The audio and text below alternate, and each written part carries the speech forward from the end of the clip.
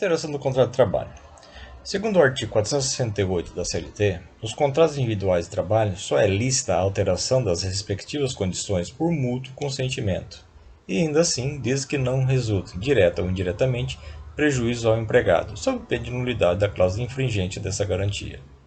Então, os requisitos para essa alteração: a vontade tem que ter entre as partes e não resultar prejuízo ao empregado. Então, o contrato individual de trabalho poderá ser acordado tácita ou expressamente, verbalmente ou por escrito e por prazo determinado ou indeterminado entre o empregador e o empregado, consoante o artigo 443 da nossa CLT. Então, conforme dispõe o artigo 444 da CLT, as relações contratuais de trabalho podem ser objeto de livre negociação das partes interessadas, em tudo quanto não seja contrária às disposições de proteção ao trabalho, aos contratos coletivos que lhes sejam aplicáveis e às decisões das autoridades competentes. No entanto, o artigo 468 da CLT determina que nos contratos individuais de trabalho só seja lícita a alteração das respectivas condições por mútuo consentimento e ainda assim, desde que não resulte então direto ou indiretamente prejuízo ao empregado, sob pena de nulidade da cláusula infringente dessa garantia. Essa nulidade está prevista no artigo 9º também da CLT, o qual estabelece que os atos praticados com o objetivo de desvirtuar, impedir ou fraudar as aplicações dos preceitos contidos na consolidação das leis do trabalho, ou seja, as garantias ao empregado nela previstas, serão nulos de pleno direito. Então, os dispositivos citados acima asseguram a liberdade de contratação das partes, resguardando as alterações contratuais de forma arbitrária por parte do empregador.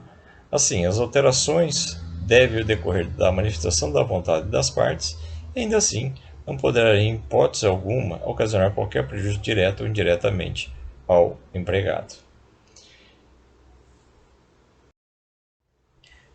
Alterações que não necessitam do consentimento, de acordo com o termo jurídico jusvariante.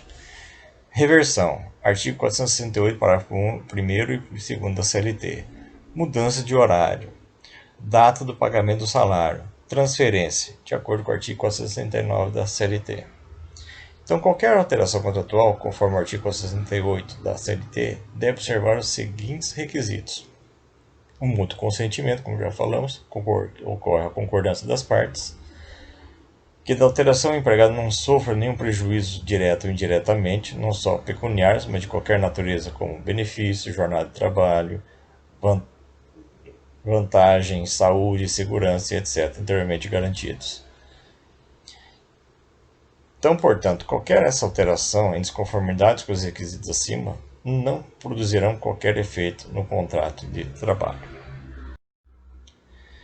Ocorrem também algumas exceções: cargo dentro da função de confiança, extinção do estabelecimento, previsão contratual, uma provisória por necessidade de serviço. Observação: dentro dessa situação tem que haver uma adicional ao salário do empregado. Então, manutenção da essência do contrato, a possibilidade de alteração.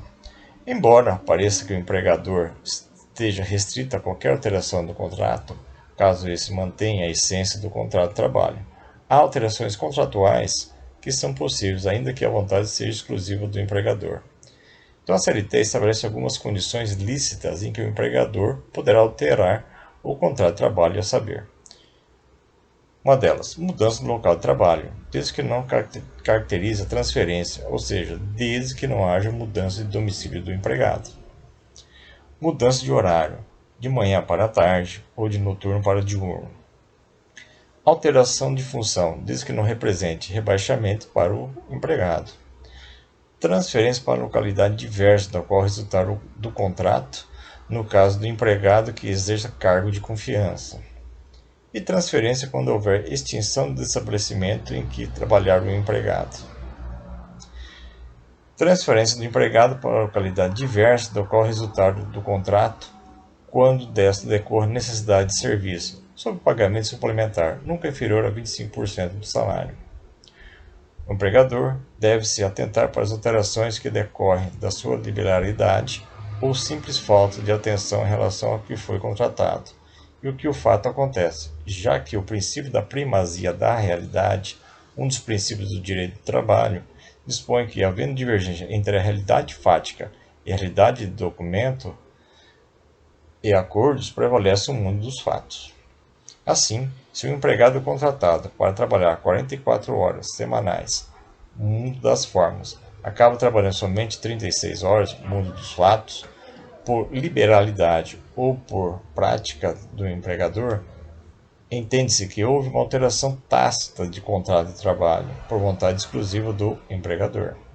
Neste caso, o empregador não poderá mais alterar o contrato de trabalho desde que o empregado ou exigir que esse trabalhe 44 horas semanais, sem que haja um aumento proporcional do salário em razão das horas trabalhadas, uma vez que poderá caracterizar prejuízo ao empregado, situação em que a alteração seja considerada nula perante a Justiça do Trabalho.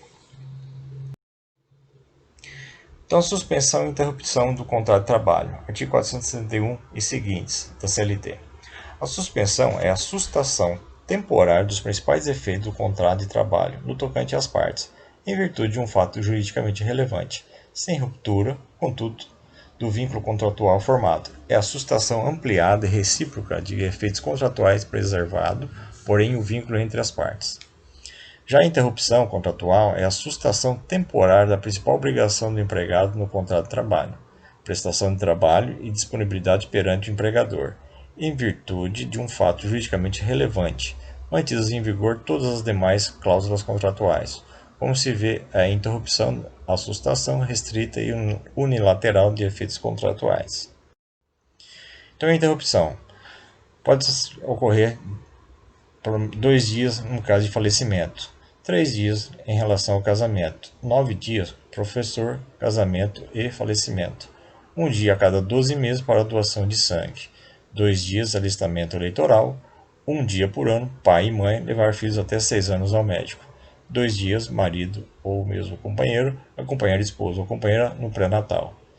E o tempo necessário para serviço militar, para vestibular, comparecimento em juízo e paralisação da empresa.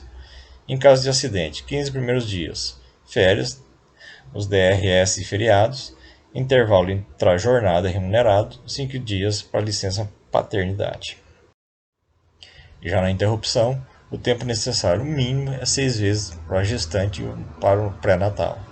Participação nas comissões de conciliação prévia, prontidão e sobreaviso, lockout e participação no Conselho Curado do FGTS. No caso de suspensão, para encargo público, mandato sindical, greve, suspensão disciplinar, benefícios previdenciários, intervalos, no caso de prisão, inquérito para apuração de falta grave, qualificação profissional, violência doméstica e período de inatividade do intermitente.